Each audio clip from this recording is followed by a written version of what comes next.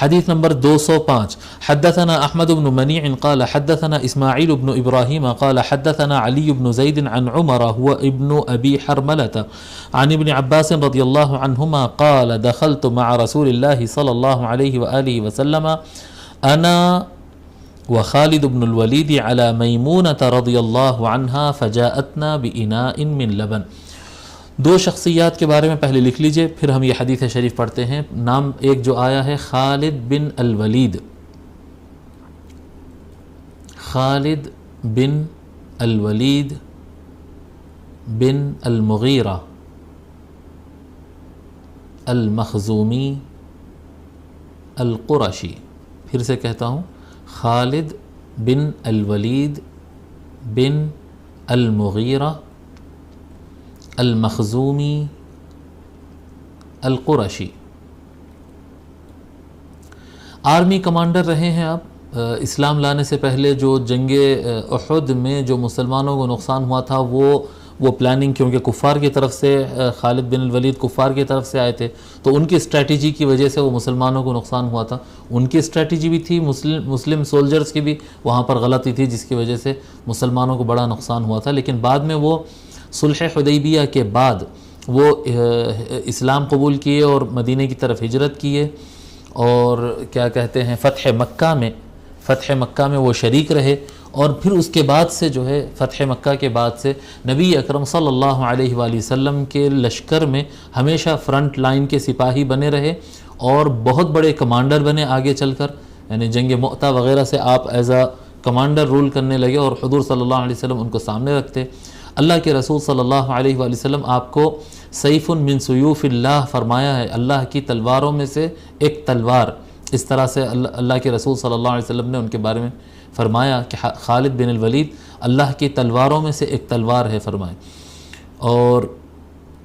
آپ پوری زندگی آپ کی جہاد میں گزری ہے، لیکن آپ کو شہادت نہیں ملی، کیونکہ وہ کہتے تھے کیونکہ مجھے اللہ کے رسول نے اللہ کی تلوار کہا ہے، اس لیے مجھے کوئی توڑ نہیں سکتا، یعنی مجھے شہادت نہیں ملے گی. اور تقریباً بتایا جاتا ہے کہ آپ 100 کے آس پاس آپ جنگیں لڑے ہیں، 100 کے آس پاس وارز میں آپ شریک رہے، یعنی پوری زندگی اسی میں رہے.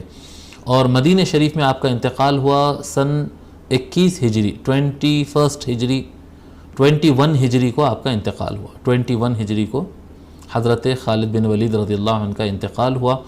دوسری شخصیت جو یہاں پر خالد بن الولید کے بعد ایک نام آ رہا ہے میمونہ، یہ ام المؤمنین ہے. ام المؤمنین میمونہ بنت الحارث، میمونہ بنت الحارث. آپ ام المؤمنین ہیں، یعنی رسول اکرم صلی اللہ علیہ وآلہ وسلم کی بیوی ہے، اور رسول اکرم صلی اللہ علیہ وآلہ وسلم کی آپ سب سے آخری بیوی ہے. حضور صلی اللہ علیہ وآلہ وسلم جو جتنے بھی نکاح فرمائے ہیں سب سے آخر میں جس سے شادی کیے وہ میمونہ بنت الحارث ام المؤمنین رضی اللہ عنہا ہے. اور آپ کا انتقال 51 ہجری کو ہوا، 51 ہجری کو ام المؤمنین میمونہ بنت الحارث رضی اللہ عنہا کا انتقال ہوا. ٹھیک ہے، تو حضرت عبداللہ ابن عباس رضی اللہ عنہما روایت فرماتے ہیں، کہتے ہیں کہ میں رسول اکرم صلی اللہ علیہ وآلہ وسلم کے ساتھ میں اور خالد بن ولید ہم دونوں مل کر ام المؤمنین میمونہ رضی اللہ عنہا کے پاس گئے. فجاءتنا بإناء من لبن، تو ام المؤمنین جو ہے ہمارے پاس ایک برتن، ایک پیالہ، جیسا کہ میں بتایا نا کہ سرکار کٹورا استعمال کرتے ہیں، اس طرح سے ایک برتن میں ام المؤمنین جو ہے دودھ لا کر دیے ہم کو. اب آدمی کتنے ہیں؟ 3 ہیں، سرکار ہے اور ساتھ میں عبداللہ ابن عباس ہے اور ساتھ میں خالد بن الولید ہے، تینوں ہیں. ایک کٹورا دودھ ان کو لا کر دیے. فشرب رسول اللہ صلی اللہ علیہ وآلہ وسلم وانا علی یمینہ وخالد علی شمالہ. تو رسول اکرم صلی اللہ علیہ وآلہ وسلم اس کٹورے میں سے دودھ پیے، اور فرماتے ہیں کہ جس وقت سرکار دودھ پی رہے تھے اس وقت رائٹ ہینڈ پر، سرکار کے رائٹ ہینڈ پر سیدھے ہاتھ پر میں بیٹھا تھا، یعنی عبداللہ ابن عباس بیٹھے تھے، اور لیفٹ ہینڈ پر خالد بن الولید بیٹھے تھے.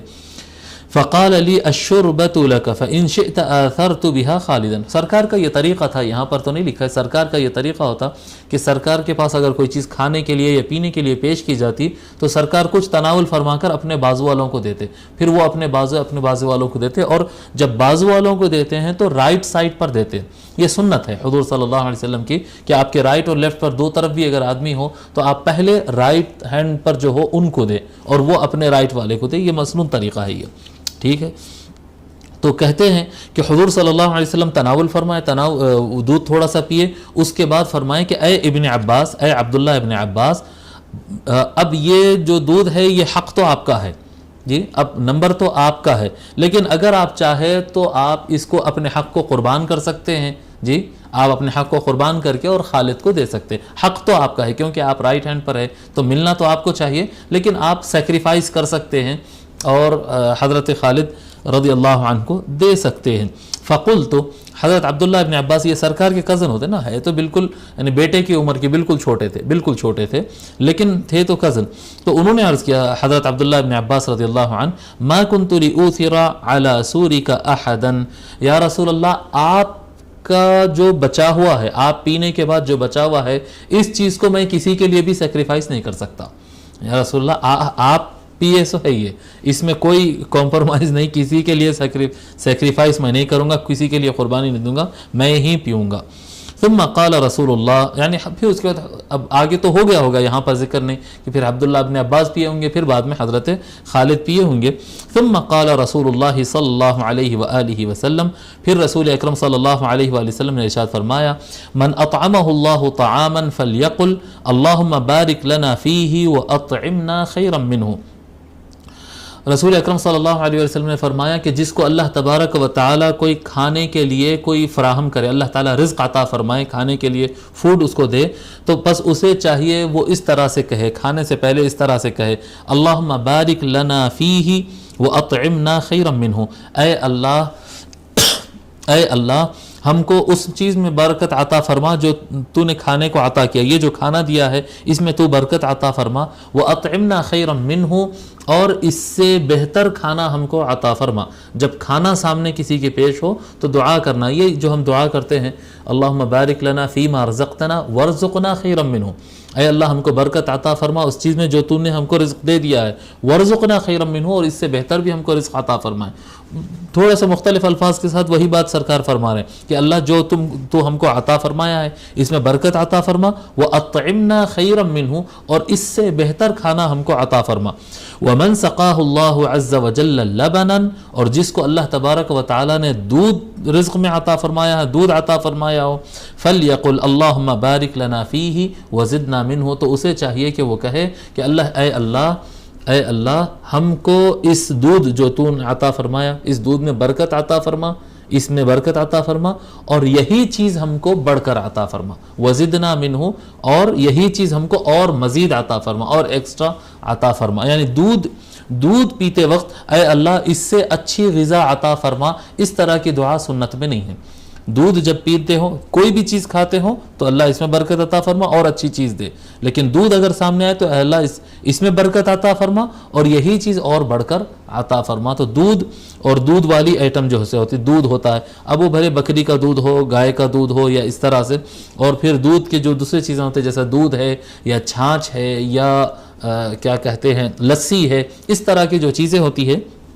جی، بٹر ملک ہو یا لسی ہو، اس طرح کی جو چیزیں ہوتی جو دودھ والی ہوتی وہ دودھ کے ہی حکم میں رہیں گی. تو رسول اکرم صلی اللہ علیہ وآلہ وسلم جب حضرت عباس کو جب انہوں بول دیے کہ میں تو کسی کے لیے سیکریفائز نہیں کروں گا، یہ آپ کا بچایا ہوا ہے، یہ تو میں پہلے میں ہی پیوں گا، تو حضور صلی اللہ علیہ وآلہ وسلم دودھ پینے سے پہلے کی دعا ان دونوں صحابہ کو، حضرت عبداللہ ابن عباس اور خالد بن الولید دونوں کو سکھا دیا. اب یہاں پر جو آگے تشریحات امام ترمذی رحمۃ اللہ علیہ اسانید وغیرہ سے متعلق کیے، اس کے بیچ میں ایک بات انہوں نے لایا کہ یہ خالد بن الولید